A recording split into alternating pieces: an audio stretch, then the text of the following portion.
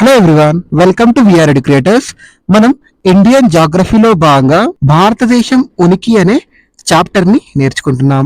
ఈ భారతదేశం ఉనికి అనే చాప్టర్ లో భాగంగా మనం ప్రీవియస్ వీడియోస్ లో భారతదేశం అంతర్జాతీయ భూ సరిహద్దు అనే అంశాన్ని నేర్చుకుంటూ ఉన్నాం. మన భారతదేశానికి వివిధ దేశాలతో కల సరిహద్దులు, అదేవిధంగా ఏవైనా వివాదాలు ఉన్నాయనే అంశాలని నేర్చుకుంటున్నాం. ఈ వీడియోలో మనం భారతదేశం నేపాల్ సరిహద్దు అండ్ ఏవైనా వివాదాలు ఉన్నాయా చూద్దాం. ఓకేనండి. మన భారతదేశానికి ప్రస్తుతం ఈ నేపాల్ తో సరిహద్దు కల భారతదేశ రాష్ట్రాలు ఎన్నంటే 5 రాష్ట్రాలు నేపాల్ తో సరిహద్దు కలిగి ఉన్నాయి. ఎన్ని రాష్ట్రాలు అండి? 5 రాష్ట్రాలు నేపాల్ తో సరిహద్దు కలిగి ఉన్నాయి. ఆ రాష్ట్రాల పేరు ఏంటండి? 1 సిక్కిం, 2 ఉత్తరప్రదేశ్, 3 బీహార్, 4 బెంగాల్, 5 ఉత్తరాఖండ్. ఏంటండి? సిక్కిం, ఉత్తరప్రదేశ్, బీహార్, బెంగాల్, ఉత్తరాఖండ్. ఈ 5 రాష్ట్రాలు మనకి నేపాల్ దేశంతో సరిహద్దును కలిగి ఉన్నాయి. వెరీ వెరీ ఇంపార్టెంట్, గుర్తుపెట్టుకోండి. ఈ 5 రాష్ట్రాలను గుర్తుపెట్టుకోవడానికి మీకు ఒక చిన్న కోడ్ చెప్తాను. అదేంటంటే సుబ్బు. ఏంటండి? సుబ్బు. ఈ సుబ్బులో ఎస్ అంటే సిక్కిం, యు అంటే ఉత్తరప్రదేశ్, బి అంటే బీహార్, ఇంకొక బి అంటే బెంగాల్, యు అంటే ఉత్తరాఖండ్. ఈ సుబ్బు అనే కోడ్తో మీరు ఈజీగా నేపాల్తో కల సరిహద్దు గల రాష్ట్రాలను మనం గుర్తుపెట్టుకోవచ్చు. ఓకేనా అండి? ఎన్ని రాష్ట్రాలు అండి? 5 రాష్ట్రాలు సరిహద్దును కలిగి ఉన్నాయి. నెక్స్ట్ మనకి భారతదేశానికి నేపాల్కి మధ్య ఏవైనా వివాదాలు ఉన్నాయనే అంశాన్ని నేర్చుకుందాం. మనకి బ్రిటిష్ కాలంలో, ఎప్పుడండి? బ్రిటిష్ కాలంలో భారతదేశానికి నేపాల్కి మధ్య ఒక ఒప్పందం జరిగింది. ఆ ఒప్పందం ఏంటంటే సగౌలీ ఒప్పందం. ఏ సంవత్సరంలో అండి? 1816వ సంవత్సరంలో. ఈ ఒప్పందం చాలా చాలా ఇంపార్టెంట్. ఇది ఆల్రెడీ ప్రీవియస్ లో ఎగ్జామ్ లో అడగడం జరిగింది. సగౌలీ ఒప్పందం అనేది ఏ ఏ దేశాలకు మధ్య సంబంధించింది అని ప్రీవియస్ మనకు ఎగ్జామ్ లో రావడం జరిగింది. ఏ ఏ దేశాలండి? భారతదేశానికి నేపాల్కి మధ్య ఈ సగౌలీ ఒప్పందం 1816వ సంవత్సరంలో 1816 లో కుదరడం జరుగుతుంది. ఓకేనండి. అయితే మనకి భారతదేశానికి నేపాల్కి మధ్య ముఖ్యమైనటువంటి వివాదాస్పద ప్రాంతాలను కనుక పరిశీలించినట్లయితే 1 సూప్తా ప్రాంతం. ఏంటండి? సూప్తా ప్రాంతం. 2 కాలాపాని ప్రాంతం. ఓకేనండి. ఈ సూప్తా ప్రాంతం, కాలాపాని ప్రాంతాలు మనకి భారతదేశానికి నేపాల్కి మధ్య వివాదాస్పద ప్రాంతాలుగా ఉన్నాయి. ఓకేనండి. ఒక్కొక్కటిగా మనం ఈ ప్రాంతాల గురించి నేర్చుకుందాం. ఈ సూప్తా ప్రాంతం ప్రస్తుతం ఏ రాష్ట్రంలో ఉందండి? బీహార్ రాష్ట్రంలో ఉంది. ఏ రాష్ట్రంలో ఉంది? బీహార్ రాష్ట్రంలో ఉంది. ఇక్కడ ఈ సూప్తా ప్రాంతం వద్ద ప్రవహించే ప్రముఖ నది ఏదంటే గండక్ నది. వెరీ వెరీ ఇంపార్టెంట్, గుర్తుపెట్టుకోండి. ఏ నది? గండక్ నది.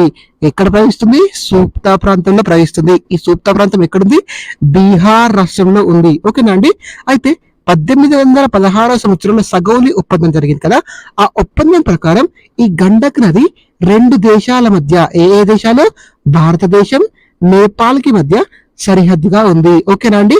ఈ ఒప్పందం ప్రకారం గండక్ నది ఏదైతే ఉంటుందో ఆ గండక్ నదికి తూర్పు వైపున ఉన్న ప్రాంతాలన్నీ కూడా భారతదేశానికి చెందుతాయి. అదేవిధంగా ఆ గండక్ నదికి పశ్చిమ వైపున, పడమర వైపు ఏవైతే ప్రాంతాలు ఉంటాయో అవి నేపాల్ కు చెందుతాయి. ఏ ఒప్పందం ప్రకారం అండి? సగౌలీ ఒప్పందం ప్రకారం. ఏ నది అండి? గండక్ నది. గండక్ నదికి తూర్పు వైపున ఉన్న ప్రాంతాలు ఏ దేశానికి చెందుతాయి? భారతదేశానికి చెందుతాయి. పడమర వైపున ఉన్న ప్రాంతాలు ఏ దేశానికి చెందుతాయి? నేపాల్ కు చెందుతాయి. అయితే తర్వాతి కాలంలో ఈ గండక్ నది ఏం చేస్తుందంటే, మనకి నదులు ఎప్పుడు ఒకే రకంగా ప్రవహించవు, వాటి యొక్క ప్రవాహ దిశను మార్చుకుంటాయి. అలాగే ఈ గండక్ నది కూడా తన ప్రవాహ దిశను మార్చుకోవడంతో గండక్ నదికి పశ్చిమాన ఉన్నటువంటి ప్రాంతం ప్రస్తుతం తూర్పు వైపుకి, ఎక్కడికండి? తూర్పు వైపుకి మారింది. తూర్పు వైపుకు చెందిన ప్రాంతాలు ఎవరికి చెందుతాయండి? తూర్పు వైపున ఉన్నటువంటి ప్రాంతాలు భారతదేశానికి చెందుతాయి. ఇలా నది తన ప్రవాహ దిశను మార్చుకోవడం వల్ల పశ్చిమ దిశలో ఉన్నటువంటి ప్రాంతాలు ప్రస్తుతం తూర్పు దిశలో ఉన్నాయి. సగౌలీ ఒప్పందం ప్రకారం భారతదేశానికి మనకు ఈ ప్రాంతాలు చెందడం జరుగుతుంది. కానీ దీనిని నేపాల్ దేశం అంగీకరించడం లేదు. వెరీ వెరీ ఇంపార్టెంట్, గుర్తుపెట్టుకో. గండక్ నది ప్రవాహ దిశను మార్చుకోవడం వల్ల పశ్చిమం వైపుగా ఉన్న ప్రాంతాలు ప్రస్తుతం తూర్పు వైపుగా వచ్చాయి.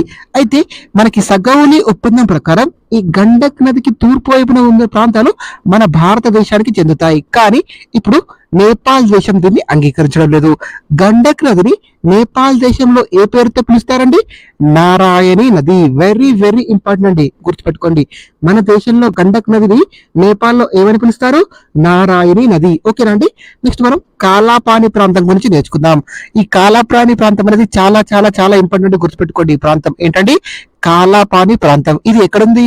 ఉత్తరాఖండ్ రాష్ట్రంలో ఉంది. ఏ రాష్ట్రం అండి? ఉత్తరాఖండ్ రాష్ట్రంలో ఉంది. ఈ కాలాపాని ప్రాంతం 3 దేశాలకి ట్రై జంక్షన్ గా ఉంటుంది. ఏ ఏ దేశాలంటే అవి? మన భారతదేశం, చైనా, నేపాల్. మనకి ఒక 2-3 ఇయర్స్ బ్యాక్ ఈ కాలాపాని వివాదం అనేది చాలా వరకు వార్తల్లో ఉంది. కాలాపాని వివాదం ఏ ఏ దేశాలకు చెందిందని మనకు ఎగ్జామ్ లో కూడా రావడం జరిగింది. ఏ ఏ దేశాలండి?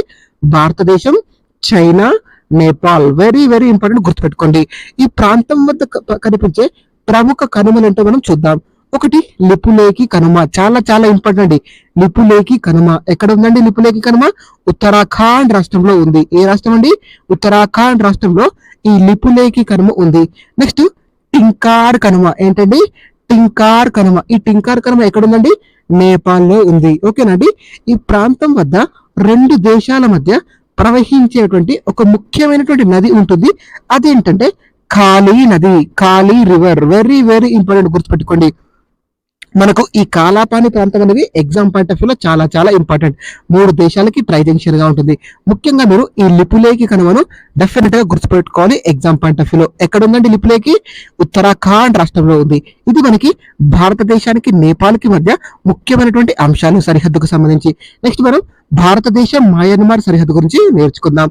ప్రస్తుతం మన భారతదేశంలో మయన్మార్ తో సరిహద్దు గల రాష్ట్రాలను కనుక గమనించినట్లయితే ఒక 4 రాష్ట్రాలు మయన్మార్ తో సరిహద్దులు కలిగి ఉన్నాయి. ఆ రాష్ట్రాల పేర్లు ఏంటో మనం నేర్చుకోవాలి. ఫస్ట్ది అరుణాచల్ ప్రదేశ్. ఏంటండి? అరుణాచల్ ప్రదేశ్. నెక్స్ట్ నాగాలాండ్, నాగాలాండ్. థర్డ్ది మణిపూర్, మణిపూర్. ఫోర్త్ది మిజోరాం. మీరు ఇలానే వరుసగా గుర్తుపెట్టుకోండి, ఎందుకంటే ఒక చిన్న కోడ్ ఉంటుంది, మీకు ఈజీగా గుర్తుండిపోతుంది. మళ్ళీ చెప్తున్నాను, అరుణాచల్ ప్రదేశ్, నాగాలాండ్, మణిపూర్, మిజోరాం. ఇవి మయన్మార్తో సరిహద్దు కల భారతదేశ రాష్ట్రాలు. ఎన్ని? 4. మనం ఈ రాష్ట్రాలను ఒక చిన్న కోడ్తో ఈజీగా గుర్తుపెట్టుకోవచ్చు. అదేంటంటే అన్నా మమ్మీ. ఏంటండి? అన్నా మమ్మీ. మీరు మమ్మీ మయన్మార్ నుంచి వస్తుందని గుర్తుపెట్టుకోండి. అన్నతో చెప్తున్నారు, అన్న మమ్మీ మయన్మార్ నుంచి వస్తుంది. ఈ అన్న మమ్మీ అనే కోడ్ ని మయన్మార్ అనే దేశంతో మీరు గుర్తుపెట్టుకోండి. ఓకేనా అండి. అన్నా మమ్మీలో మనకు ఫస్ట్ ఆ అంటే అరుణాచల్ ప్రదేశ్, నెక్స్ట్ నా అంటే నాగాలాండ్, మా అంటే మణిపూర్, మీ అంటే మిజోరాం. వెరీ వెరీ ఇంపార్టెంట్ అండి, ఈజీగా గుర్తుపెట్టుకోవచ్చు మీరు ఈ కోడ్ తో. అన్నా మమ్మీ. ఏంటండి? అన్నా మమ్మీ. అన్నా మమ్మీలో ఆ అంటే అరుణాచల్ ప్రదేశ్, నా అంటే నాగాలాండ్, మా అంటే మణిపూర్, మీ అంటే మిజోరాం. ఈ రాష్ట్రాలు మయన్మార్ తో సరిహద్దును కలిగి ఉన్నాయి. వెరీ వెరీ ఇంపార్టెంట్, గుర్తుపెట్టుకోండి.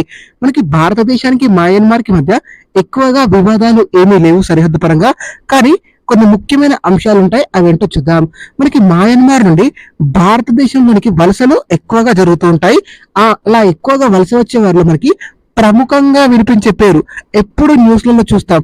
మనకి హైదరాబాద్ లో రోహింగ్యాస్, ఢిల్లీలో రోహింగ్యాస్, ఇలా మనకి ఈ రోహింగ్యాలని ఎప్పుడు వార్తల్లో వింటుంటాం. అసలు ఈ రోహింగ్యాలు ఎక్కడి నుంచి వచ్చారంటే ఈ మయన్మార్ దేశం నుండి. ఎక్కడి నుండి? మయన్మార్ దేశం నుండి మన భారతదేశానికి వలస వచ్చారు. చాలా చాలా ఇంపార్టెంట్, గుర్తుపెట్టుకోండి. మయన్మార్ నుండి భారతదేశంలోనికి వచ్చినటువంటి శరణార్థులలో, వలస వచ్చినటువంటి శరణార్థులలో ముఖ్యంగా ఎవరు? రోహింగ్యాలు చాలా చాలా ముఖ్యం. ఆ తర్వాత చిన్ అనే సమూహం కూడా మన భారతదేశానికి మయన్మార్ నుండి వలస రావడం జరుగుతుంది. ముఖ్యంగా అయితే రోహింగ్యాలు మనకి చాలా వరకు వార్తల్లో ఉంటారు. కాబట్టి ఈ రోహింగ్యాలు అనగానే మీకు ఏ దేశం గుర్తుకు రావాలి? మయన్మార్ గుర్తుకు రావాలి. వెరీ వెరీ ఇంపార్టెంట్, గుర్తుపెట్టుకోండి. ఈ రోహింగ్యాలు మయన్మార్ లోని రఖైన్ ప్రాంతానికి చెందినవారు. ఏ ప్రాంతం అండి? రఖైన్ ప్రాంతానికి చెందినవారు. అయితే మనకి బ్రిటిష్ కాలంలో మనకి ఆంగ్లో బర్మా యుద్ధం జరుగుతుంది. ఆ బర్మానే ప్రస్తుతం మయన్మార్.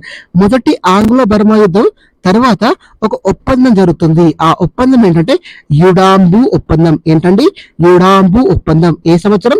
1826వ సంవత్సరంలో ఈ యుడాంబు ఒప్పందం అనేది ఆంగ్లో బర్మా యుద్ధం అనంతరం తర్వాత మయన్మార్ కి బ్రిటిష్ వారికి మధ్య జరుగుతుంది. వెరీ వెరీ ఇంపార్టెంట్, గుర్తుపెట్టుకోండి.